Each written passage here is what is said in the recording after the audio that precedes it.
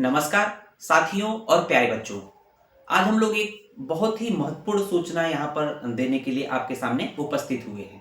तो हम लोग जानते हैं कि बिहार में राज्य स्वास्थ्य समिति अर्थात स्टेट हेल्थ सोसाइटी के द्वारा आयुष एनएचएम की बम्पर वैकेंसी आई हुई है। बम्पर वैकेंसी मैं इसलिए कह रहा हूं क्योंकि यहाँ पर पदों की संख्या बहुत अधिक है। 2500 से भी पद यहाँ पर सृजित किए गए हैं, रिक्त पद हुए हैं। तो यहाँ पर बिहार गवर्नमेंट ने जो है कि आयुष मेडिकल ऑफिसर के लिए 2611 2600 रिक्त पदों पर आयुष मेडिकल ऑफिसर की वैकेंसी को कंप्लीट करना है। अगर इसमें हम बात करें कि 2611 जो 2619 जो टोटल वैकेंसी है, उसमें आयुर्वेद मेडिकल ऑफिसर के लिए 1411 पद दिए गए हैं। वहीं दूसरी ओर होम्योपैथिक मेडिकल ऑफिसर के लिए 706 पद दिए गए हैं और लास्ट में यूनानी मेडिकल ऑफिसर के लिए 502 पद दिए गए हैं। अब बात कर लेते हैं कि शैक्षणिक योग्यता क्या होनी चाहिए। इस जो पद के लिए, इस वैकेंसी के लिए क्या एजुकेशनल एलिजिबिलिटी होनी चाहिए, शैक्षणिक योग्यता होनी चाहिए। तो यहाँ पर आयुर्वेद, होम्योपैथी और यूनानी तीनों की अगर हम एक साथ बात करें कि तीनों के लिए 3 योग्यता की डिमांड की गई है। ये 3 योग्यता आपने फुलफिल कर दी तो आप इसको अप्लाई कर सकते हैं। पहला टर्म कंडीशन क्या है योग्यता के लिए शैक्षणिक में, कि किसी भी मान्यता प्राप्त विश्वविद्यालय से आपका BAMS, BUMS या BHMS की डिग्री होनी चाहिए। दूसरा योग्यता क्या होनी चाहिए कि आपकी जो अनिवार्य इंटर्नशिप है वो कंप्लीट होनी चाहिए। लेकिन कब तक कंप्लीट होना चाहिए? 1/10/2024 तक। इंटर्नशिप कब तक पूरी होनी चाहिए? 1 दिसंबर 1 अक्टूबर 2024 तक ये कंप्लीट होनी चाहिए। तीसरी योग्यता जो है, जो कि सबसे ज्यादा इंपॉर्टेंट है, कि आपका चाहे आप आयुर्वेद से बिलोंग करते हो, चाहे आप होम्योपैथी से बिलोंग करते हो, चाहे आप यूनानी से बिलोंग करते हो, आप तीनों का जो भी अप्लाई करना चाहते हैं, बिहार स्टेट में, राज्य में रजिस्ट्रेशन होना जरूरी है। जब तक रजिस्ट्रेशन नहीं है आप अप्लाई नहीं कर सकते हैं। तो अब बात कर लेते हैं कि आयु सीमा अर्थात कौन से कैंडिडेट अप्लाई कर सकता है, अर्थात किस उम्र सीमा के व्यक्ति अप्लाई कर सकते हैं, कैंडिडेट अप्लाई कर सकता है। तो चाहे इनके जो मिनिमम एज है 21 साल है, अर्थात चाहे आयुर्वेद हो, होम्योपैथी हो, यूनानी हो, मिनिमम एज कितना है? 21 साल से अधिक होना चाहिए, कम नहीं होना चाहिए।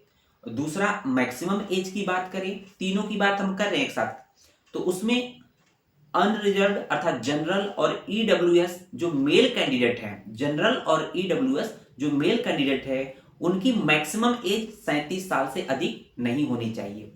अगर दूसरी तरफ बात करें, जनरल और ईडब्ल्यूएस जो फीमेल कैंडिडेट है, उनकी उम्र सीमा जो है, मैक्सिमम जो एज है 40 साल से अधिक नहीं होनी चाहिए और मिनिमम तो हम लोग जान ही रहे हैं कि 21 साल सबके लिए है।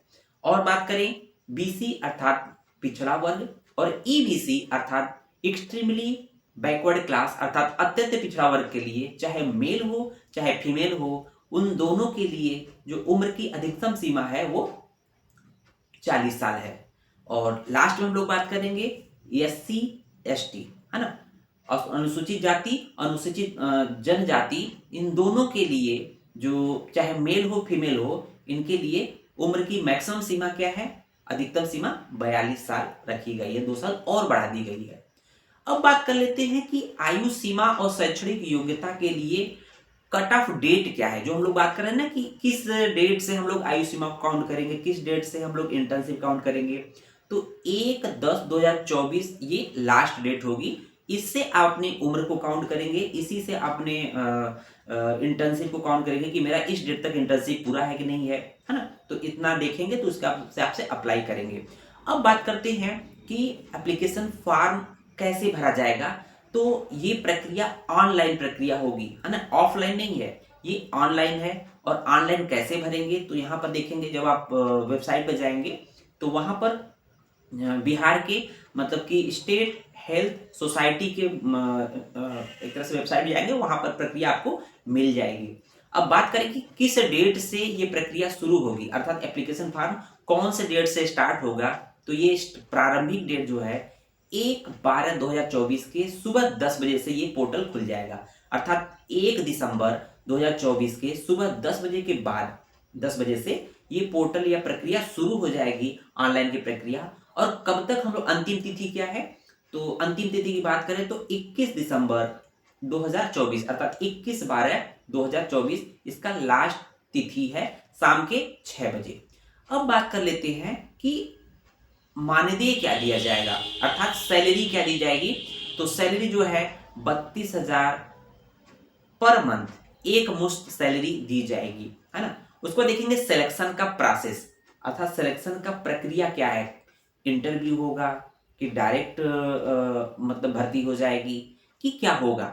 तो हम लोग बता दें कि सबसे पहले इसमें क्या होगा, फॉर्म अप्लाई करने के पश्चात आपको एक एग्जाम देना पड़ेगा, कंप्यूटर बेस्ड टेस्ट, CBT।